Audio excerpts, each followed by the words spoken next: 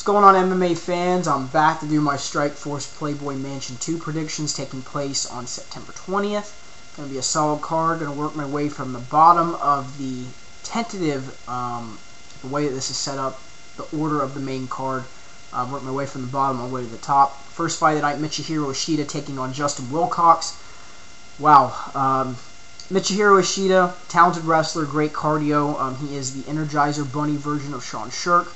Has a good ground game, decent hands. In the past, has fought Cal Uno, Takanori Gomi, Shaolin Ribeiro, Marcus Aurelio, Gilbert Melendez. The list goes on for him. Taking on Justin Wilcox, I've only seen one fight of his. That was against Gabe Rudiger. And he ended up, I believe, pulling off the decision in that fight. But Wilcox, primarily a wrestler. He has dynamite in his right hand, but likes to take the fight to the ground. I see Ishida winning this fight, pushing Wilcox to the brink, using his cardio, and winning a decision over Justin Wilcox. So Michihiro Ishida via decision. Next fight, Corey Davella taking on Terry Martin. Corey Davella training out of Victory Athletics. Talented wrestler. He's a very good grappler. Has a good Muay Thai base. Has fought Dan Molina. Beat Joe Riggs via that nasty judo throw slam that ended up forcing Riggs to tap because I believe he messed up his back. Has fought Ed Herman and Ladun Sincade in the past as well. Taking on Terry Martin, who has great boxing skills, dynamite in his right hand. Is also a talented wrestler. Has fought Vitor Belfort in the past. His last fight, of course, in Affliction, losing via knockout. Fighting Marvin Eastman, Chris Levin, Jorge Rivera, Jason Guida. The list goes on for him.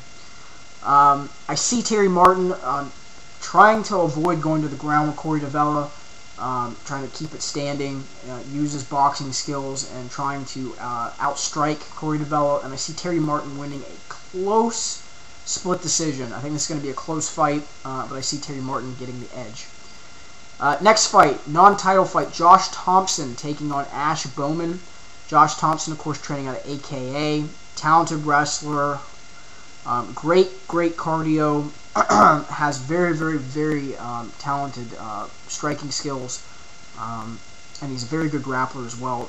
Last fight, of course, was against Gilbert Melendez. This fought Adam Lin, Nam Thon, Nam Pan, however you wish to pronounce that. Clay Guida, Eve Edwards, Hermes Franca. Taking on Ash Bowman. Ash Bowman has decent hands, good ground game for the most part. Loves leg locks. I saw his fight against Joel Blanton in Cage Rage. He went for a heel hook. And he loves going for leg locks and heel hooks. And of course, training out of the Lion's Den, of course, probably learning that from Ken Shamrock. But nonetheless, what I see happening here is Thompson coming in, being smart, standing, avoiding going to the ground with Bowman, using his good combination, using his cardio, outstriking Bowman, and stopping the fight in the second round via TKO. So I've got Josh Thompson, second round TKO. Next fight, Renato Babalu Sobral taking on Anthony Ruiz. I do believe Bobby Southworth was supposed to be fighting in this fight, but nonetheless, Babalu Sobral, talented wrestler, good ground game. He's a talented grappler. Has good hands, good Vale Tudo background. Training at Gracie Barra. Of course, last fight was an Affliction against Mike Whitehead. Beat David Heath via the Anaconda choke and ended up getting him kicked out of the UFC. Fought Chael Sonnen, Jason Lambert, Chuck Liddell, Jeremy Horn. The list goes on for him. Taking on Anthony Ruiz, training out of Team Voodoo, who has a decent ground game. Primarily, he's got really good hands, likes to strike. Has had 3 fights against Jeremy Freitag. Has fought Bobby Southworth, Brad Imes, Trevor Prangley, Vladimir Machashenko.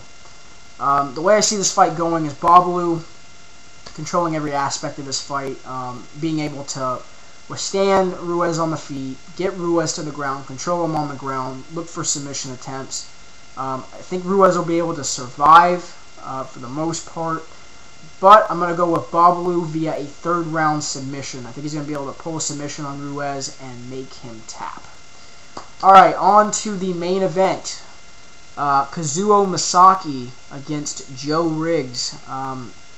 What can you say about Kazuo Masaki? Talented judoka, very good judoka. Has an excellent ground game. He's a very good grappler. Has decent hands. He's not a bad striker in any right. Last couple fights, he's fought Logan Clark in the past. Yoshihiro Akiyama ended up being a no contest because of the soccer kick that he hit Akiyama with. Anywho, nonetheless, Frank Trigg, Dennis Kang, Dan Henderson, Nate Marquardt, Jake Shields, the list goes on for him. Taking on Joe Riggs, who is a very, very, very talented wrestler, good grappler. He's, I believe, a blue belt in Brazilian Jiu-Jitsu now, training out of Elite Performance. Last couple fights, Eugene Jackson, Diego Sanchez, Jason Von Flue, Mike Swick, Nick Diaz, Matt Hughes, Joe Dorkson. The list goes on for him. And, of course, the loss to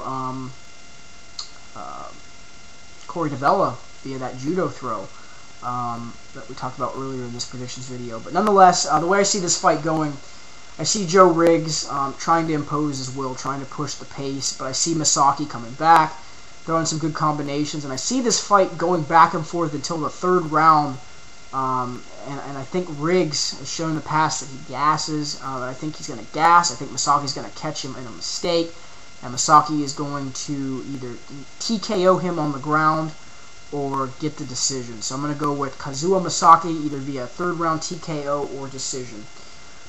Those were my predictions for this event. Let me know what you think. Leave me some comments, constructive, negative, positive.